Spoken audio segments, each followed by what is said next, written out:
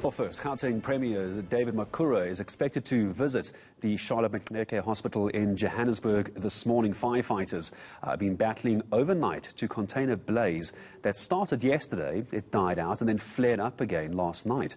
Scores of patients are being moved to other facilities, we understand. Let's get the latest from our reporter, my colleague Manqoba Mchunu, there from the early hours of this morning. Manqoba, when you first got there this morning, all we could see was the burning embers and the orange flames in the darkness of night. Now, however, behind you, we're starting to see the extent of the damage at the hospital.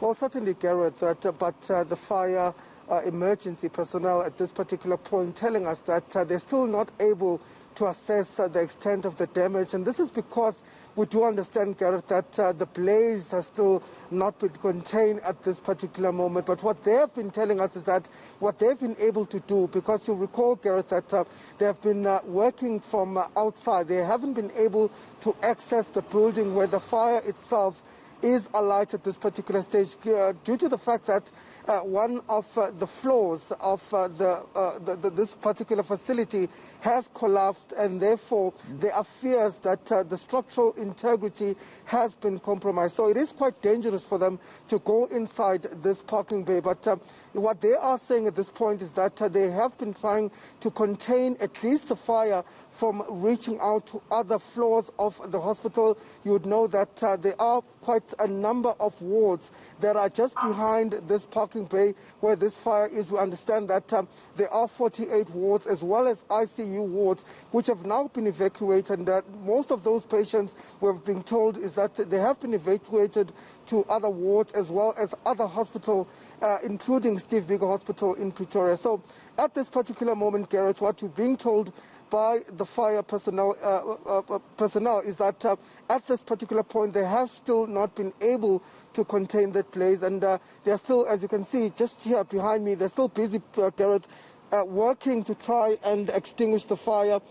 We have seen quite a number of trucks coming into this particular area. We do understand that the issue of water supply is also one of the issues that these firefighters are battling with, given the fact that some of the water pumps that are here in this particular hospital have not been functioning. And this is due to the fact that there was looting of some of the equipment from these water pumps. So they've had to literally bring water into this particular site in order to try and extinguish the blaze. And earlier on, I did speak to the Johannesburg emergency spokesperson, Sinok Matabuha, and this is what he had to say about this particular issue.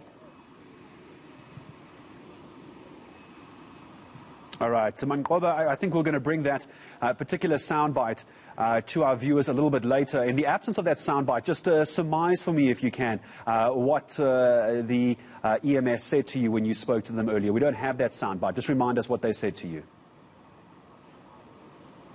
Well, basically, Gareth, what they say is that the couplings of these water pumps that are here at the hospital had been stolen. So this has made it quite difficult for them to be able to put their pipes and to access the water from these pumps. So as a result of that, they've had to now bring in water tankers into the hospital to try and have some water supply in order to deal with the flames. And this has made it quite difficult for them to be able to deal with this fire. But as things stand, we do know that there have been several of those water tanks that have been brought here to try and deal with the fire.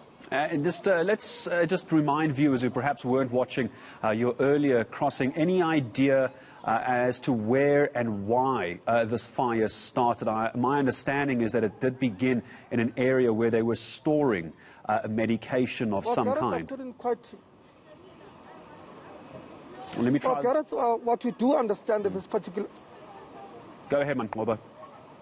What we do understand, Gareth, at this particular point, Gareth, is that this was a storage facility where most of the hospital supplies, that is your surgical supplies as well as medical supplies, were being kept. And what we're hearing is that some of the equipment that have been destroyed in this particular blaze includes your personal protective equipment that the hospital had purchased, as well as some of the medical stuff that is being used by doctors when they're treating patients. We've been told that there were masks inside, there were also syringes inside that particular facility, and also gloves. So these are normal medical supplies that the hospital would use on a daily basis to treat patients, but the extent of how much of it has been destroyed and just at what cost this fire has come, of course, that has not been determined at this point. We do understand that there is a meeting that is currently going on where they will then be able to assess the extent of the damage that has been caused here. But the Premier also expected to come here around about 8:30 to inspect this particular site and to check perhaps if, there is a possibility that, this problem or the hospital operations could resume in the near future, and just to see the extent of what, this fire has caused in terms of the damage and in terms of the loss of those equipment that were burnt in this particular place. But two questions as my last question to you. I'm seeing a bunch of people on social media now asking the question, were there any COVID-19 vaccines in this facility? I don't know if that question has been asked. And two, you did ask this question earlier, and I suppose it is an obvious question to ask, is that of arson, or at least a suspicion of arson. Well, Gareth, at this particular point, we haven't been able to establish whether there were any vaccines. In fact, when we spoke to Kwarakekana earlier on, what you did indicate is that it was only dry medical supplies that were destroyed in this place. So at this particular point, she has told us that it was dry equipment, not any of those wet substances or sanitizers, or any of the vaccines or any of the medication perhaps that was stored in this particular facility.